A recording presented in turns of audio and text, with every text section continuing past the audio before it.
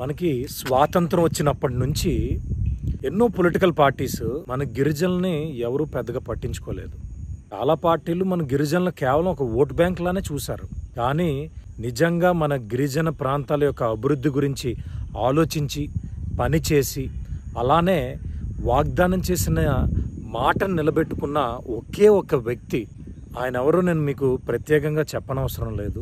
మన deputy chief minister Pawan Kalyan garu. గిరిజన ప్రాంతాల అభివృద్ధి గురించి మాట్లాడాల్సి వస్తే అడవితెల్ల బాట ప్రాజెక్టు 1005 కోట్లు పెట్టి ప్రాజెక్ట్ 615 గ్రామాలు డోలి కష్టాలు తీరబోతున్నాయి. అలానే 1069 కిలోమీటర్ల రోడ్ కనెక్టివిటీ రాబోతుంది. పిల్లలు స్కూల్కి వెళ్లేందుకు రవాణా సౌకర్యం ఏర్పడింది. రోడ్స్ రావడంతో హాస్పిటల్కి చేరడం చాలా సులభం అవుతుంది.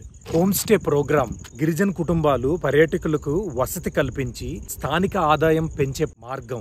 అలానే కొన్ని గ్రామాల్లో పాదరక్షలు లేని పెద్దలు అలానే పిల్లలకి చెప్పులు పంపిణీ. ఆగస్టు 2024 ఆయన చేత 13,326 గ్రామ పంచాయతీల్లో ఒకేసారిగా గ్రామ సభలు నిర్వహించబడ్డాయి. ఇదొక వరల్డ్ రికార్డ్. ఈ గ్రామ సభల ద్వారా 4,500 కోట్లు అభివృద్ధి పనులు మంజూరు చేయడంలో ఆయన కీలక పాత్ర పోషించారు.